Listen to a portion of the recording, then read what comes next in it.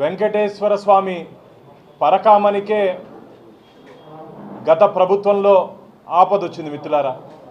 High court of Andhra Pradesh ఈ పరకామని కేసులో Lok అదాలత్లో compromise చేసినటువంటి విధానాన్ని తప్పుబడుతూ దాన్ని రద్దు చేస్తూ ఈ కేసుని సిబిసిఐడికి అప్పగించడం జరిగింది మిత్రులారా. పరకామనిలో జరిగినటువంటి అవకతవకలు ఆ రోజు దాదాపు 100 కోట్ల రూపాయలు పరకామనిలో దొంగతనం జరిగింది. చెట్టు కింద పంచాయతీ చేసినట్టు అప్పుడుంటే పెద్దలు దాన్ని లోక్ అదాలత్లో కాంప్రమైజ్ చేసి స్వామివారి పేరుతో దాదాపు 40 కోట్ల రూపాయలు విలువ చేసే ఆస్తులు రాయించుకున్నారు మిత్రులారా.